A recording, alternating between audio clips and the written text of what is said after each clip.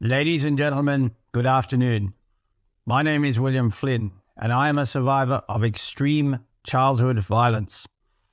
I will be running for a seat in the New South Wales Senate at our next federal election, because I believe that our wonderful Western civilization is being destroyed. So I'm here to stand up for Western values, Western civilization, and our children's future.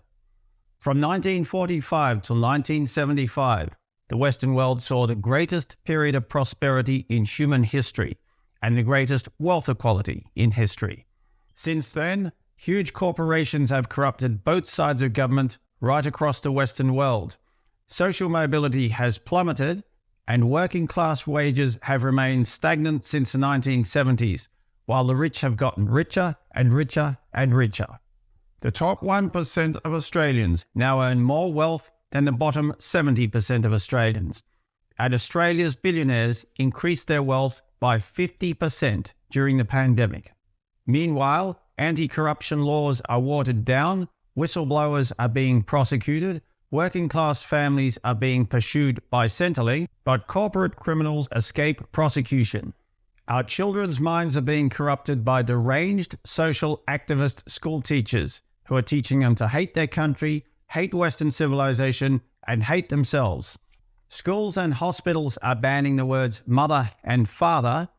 Women are being bullied simply for referring to themselves as mothers, and deranged gender-fluid nonsense is being taught to 3-year-old preschoolers without their parents' permission. Our freedom of speech is being destroyed. New surveillance laws are turning Australia into a police state, and the police may take over your social media accounts and jail you for 10 years if you refuse to assist. It has taken thousands of years to achieve our freedoms, and now they are being torn away. There is no one in power who understands where our civilization came from, how we got here, and how to create a great future. Both former Prime Ministers Bob Hawke and John Howard have said that there are too many politicians with no real life experience. 1/4 of our politicians are lawyers, and almost every single politician in Australia has gone to an elite school. But I have survived utterly sickening violence, and I am here to bring my life experience to our government so that we may save our country, save our civilization, and save our children's futures.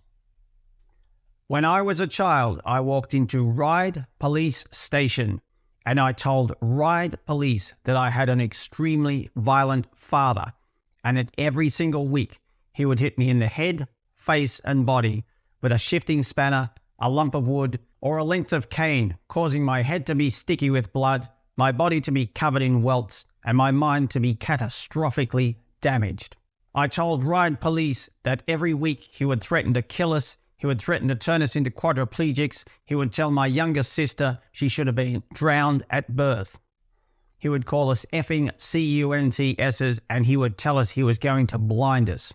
I told Ryde Police that when we were driving on the freeway, he would threaten to drive us head-on into a semi-trailer. I told Ryde Police that every day as I walked home from school, I was afraid that I would find that my siblings had been murdered. And I told Ryde Police that every single time I walked on the footpath, I wanted to throw myself under the wheels of every single bus and truck that passed. I asked Ryde Police to protect myself and my siblings from my extremely violent father. Ryde Police refused to help. They telephoned my father and got him to come to the police station and pick me up and take me home. After this absolutely disgusting betrayal by Ryde Police, I knew that I had nobody on my side. No school teacher would ever believe me. No neighbor would ever believe me. So I spent my entire life reading encyclopedias non-stop, reading every possible book of history and science and philosophy and every other subject that I could possibly find. I thought if I could make myself intelligent enough, I could figure out a way out of this absolute horror that was my life. I wanted to understand our civilization, where we came from, and how I could use that knowledge. Now, I want to use what I have learned to save our civilization, save our children's future, and rebuild our wonderful country. I learned of the wonders of Western civilization and the millions of people from right around the world who have fled horrifying regimes to reach our freedoms. We desperately need to teach our children why our civilization matters before our school teachers, universities, corrupt governments, and the ultra-rich destroy our civilization, destroy our children's minds, and take away our freedom. For over a century, people have fled from all over the world to live in the West. But ladies and gentlemen, our wonderful Western civilization is being destroyed. In 1896, the advertising industry began using the world's finest psychologists to brainwash us into thinking emotionally, not logically, to bypass our very powerful frontal lobes, responsible for judgment and reason and logic, and to target our much more primitive limbic system, responsible for emotion and desire.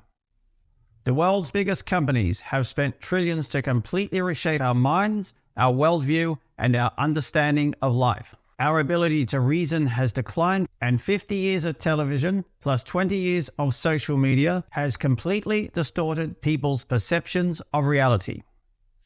In the 1990s, we saw the rise of the workplace psychopath. In the 2000s, it was the rise of the narcissist. Today, we see such entitlement mentality that paramedics are physically assaulted by the friends of the very people whose lives they are trying to save. Nurses are physically assaulted by the families of the very people whose lives they are trying to save. And random strangers are punched in the street, causing them to fall and hit their head and die.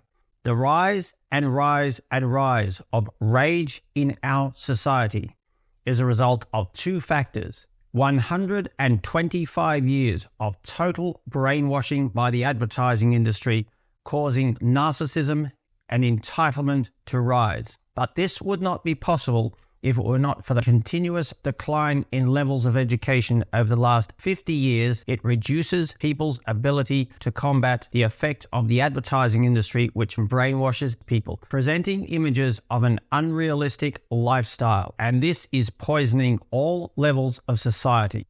We have even seen the rise and rise and rise of the murder-suicide of entire families. We have turned from looking outwards to lives of daring adventure to looking inwards and following mindless celebrities. And today, the algorithms know our children's minds more thoroughly than we ever will. We are not raising our children, the internet is. And it is causing mass depression, anxiety, suicide, drug addiction, alcoholism, sexual assault, bullying, despair, loneliness, violence, and the complete breakdown of our society. The only way to take back our lives, repair our children's mental health, and make our society more fair is to invest a gargantuan amount in education. We must also take our children away from the screens and reintroduce them to the outside world and endless outdoors activities with the family. Over the last 50 years, we have seen a catastrophic decline in education, and we are paying a terrible price for it. Half a century ago, the silent generation landed on the moon, and thousands of technologies flowed from that incredible achievement. We should have dramatically advanced medical science by now. Pollution should be a thing of the past, and at the very least, we should have a base on the moon, and we should be looking to bring life to other worlds. We know that one day our sun will expand and destroy our Earth. Unless we redirect Kuiper Belt objects and use delta V leveraging to raise our planet, and probably Venus as well, to a higher orbit. Thus, we can save all life on Earth. Our schools and universities are hell-bent on destroying the traditional family and even on banning the words mother and father. The desire to destroy the family comes from 2,400 years ago, when Socrates described a communist society where families would not exist, all children would be raised by the state, and no parents would know which children were theirs. Likewise, no child would know which parents were theirs. Even worse, all individuality would be banned, private property would be banned, countries would be banned, and there would only be one acceptable way of thinking, only one acceptable way of doing things. Independent thought would cease to exist. In the 1800s, the communists openly told us of their desire to destroy the family, and you can read it for yourself in the Communist Manifesto published 173 years ago. Communism spread throughout Western universities during the 1800s and 1900s. By the 1950s, the Russians realized that communism wasn't working. But during the Cold War, they continued to promote communism in Western universities in order to weaken and undermine the Western world. In 1956, Russian President Khrushchev said, "We will take the US without firing a shot. We do not need to invade. We will destroy you from within." In the 1960s, the murderous dictator Ho Chi Minh said, "The way to destroy the Western world is to turn black against white, gay against straight, female against male." Today, almost every school teacher and every university lecturer is rabidly anti-Western and rabidly pro-communist. The desire to destroy the West from within has almost succeeded. This desire to destroy the family and to have the state control all aspects of our children's lives evolved into postmodernism and wokeness, which is destroying our children's minds, destroying our civilization, and destroying our future. Both Malcolm X and Martin Luther King spoke out against liberal activists and the harm they were doing. The attempt to implement critical race theory in our schools directly contradicts Martin Luther King's famous quote about judging people not by the color of their skin, but by the content of their character. But these deranged inner-city activists do not live in the real world, and now they're in positions of authority in our society, poisoning our children's minds. I am the son of a deckhand and a housewife, and I have worked on farms, in warehouses, in kitchens, driven forklifts, cleaned shithouses, and lived in the real world. Education allowed me to survive the unimaginable violence that I've endured, and it can help your children more than they can possibly imagine. When almost every single day brought extreme violence, Marcus Aurelius's Meditations helped me greatly, Sai Shonagon's Pillow Book helped me see that beauty is everywhere, and there is one book that I am absolutely determined to get on the school curriculum, Up from Slavery by the very great Booker T. Washington.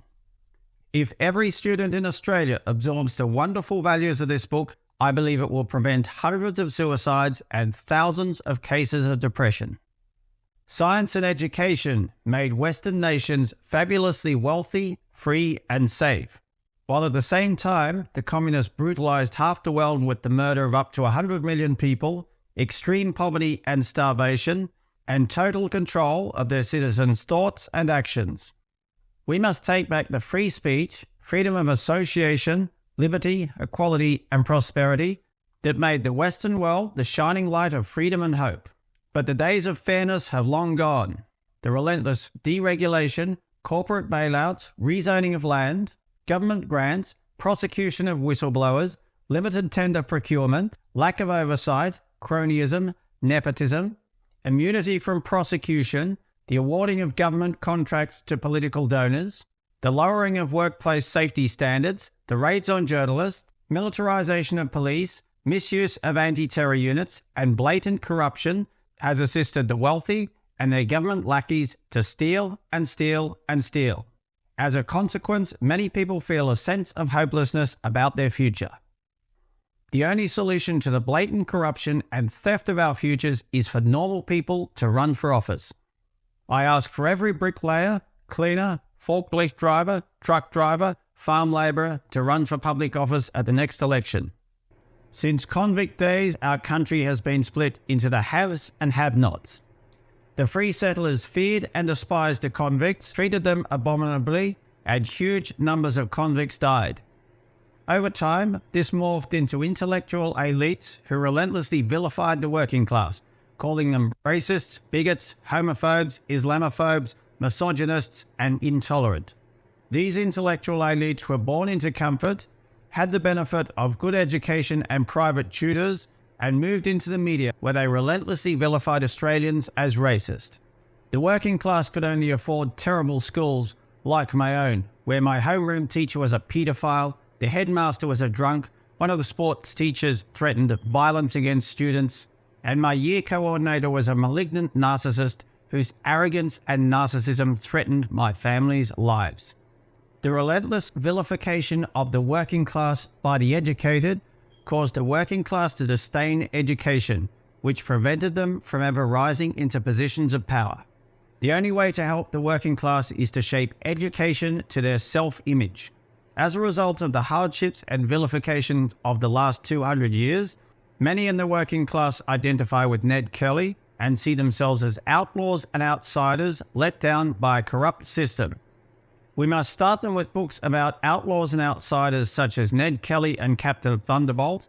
Then I recommend moving to Caesar's Gallic Wars, then sections of the Iliad, which is one giant battle. After that, I recommend Marcus Aurelius, then perhaps The Life and Times of Frederick Douglass, and finally, Moby Dick. Many people have been stuck in the working class for generations, unable to rise to higher positions due to lack of education. If we can improve our schooling and encourage even 1% more working class people to take up science and engineering, then we will have cracked the door open. We have a skills shortage in Australia, so we are bringing in tens of thousands of people from overseas to take highly paid jobs.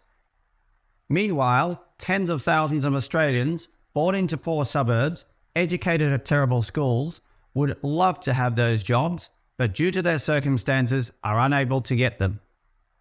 We must help our own people first, not call them racists, bigots, homophobes, Islamophobes, misogynists, and all the rest of the mindless insults hurled by those who are born into luxury and who will die in luxury against those of us who are born into terrible circumstances through no fault of our own. We must help Australians first, then we can help people overseas, not the other way round. Since the 1970s, the catastrophic decline in wealth equality has directly correlated with the catastrophic decline of education. Australia's education standards have been falling and falling and falling for decades, and today we rank 39th out of 41 OECD countries.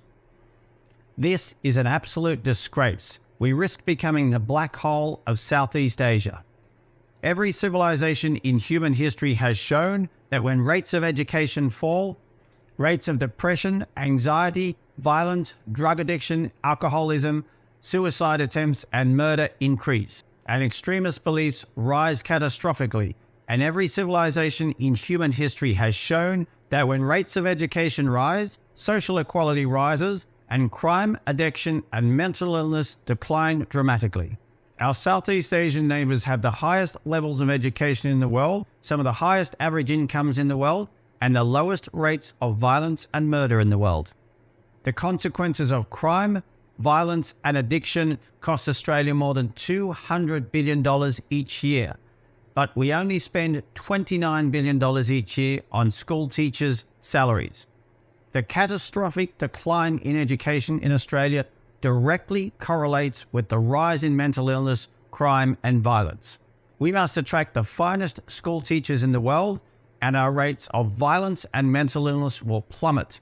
It will cost us $29 billion to double teachers' salaries, but we will save up to $200 billion per year, save thousands of people every year from lives of depression, violence, and addiction, and save many from suicide. In order to save our children's future, we must make school teaching the most prestigious profession in Australia. When our best and brightest students say, "I want to become a school teacher," then we will have succeeded. The Aboriginal people's situation has barely changed in 30 years, and the solution is obvious. Get rid of the screeching inner-city activists. Close the Gap is acknowledged as a total failure. This is because they are using the wrong methods. Screeching inner-city activists are relentlessly telling the Aboriginal people that every shop, every police officer, every knitting circle is racist and out to get them. From the moment they wake up in the morning till the moment they go to sleep at night, they're being bombarded and bombarded and bombarded with the idea that the entire country is out to get them. This relentless negativity stifles any possibility of the Aboriginal people developing any sense of hope or feeling good about themselves or being able to plan their future. I believe with every cell in my body that so long as the Aboriginal people are relentlessly told that the entire country is against them, they will wake up with nothing but despair in their minds. But the moment we start to teach them the story of people of colour who have gone from great hardship to great success, it will change their worldview. We must relentlessly tell them the success stories of people of colour, and in particular the enormous success of Aboriginal people in the sporting arena. Australia became wealthy as the Chinese were buying vast amounts of our exports, but we have not used the revenue from our exports to develop our industry. The United Arab Emirates used their oil revenue to build the world's tallest building, and the Saudis are building the world's most futuristic city, intended to have no cars, no roads, and no pollution.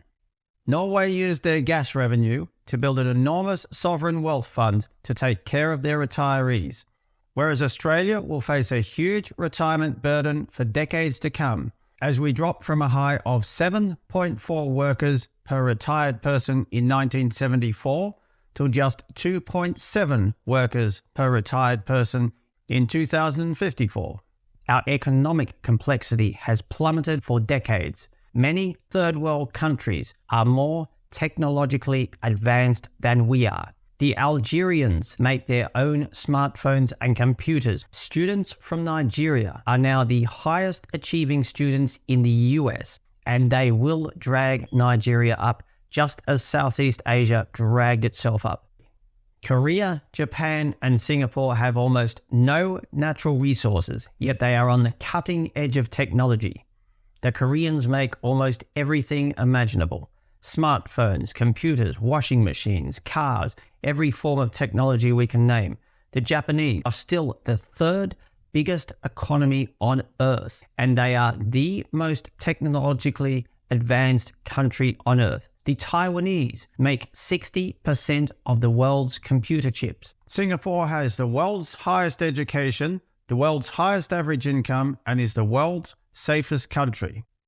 Australia's Southeast Asian neighbours went from extreme poverty to immense wealth because they valued education and they had a grand plan for their future. We have no grand plan, no grand ambition. Other countries lead, we merely follow. Other countries plan for centuries, we merely plan to win the next election. But I have a long-term plan. It begins with our children's education, and together we will drag this country into the future. For thousands of years, our ancestors aimed impossibly high and took immense risks to give us our glorious civilization. Many elderly people say, "I wish I had taken more risks, worked less, laughed more, and had more fun in life." When you kick the bucket, will people say that you watched a lot of Netflix and spent half your life on antidepressants? Or will they say that you walked across deserts, crossed oceans, climbed mighty mountains, had a wonderful life partner, and an extraordinary life? Helen Keller was blind and deaf, yet she said life is either a daring adventure or it is nothing at all. Let us take back our wonderful civilization from our thieving politicians and the deranged activists. Let us all understand the incredible sacrifices our ancestors made to get us here today. And let us give our children a wonderful future and a life of daring adventure. My name's William Flynn. Be sure to vote at the next election. Thank you, ladies and gentlemen. Cheerio.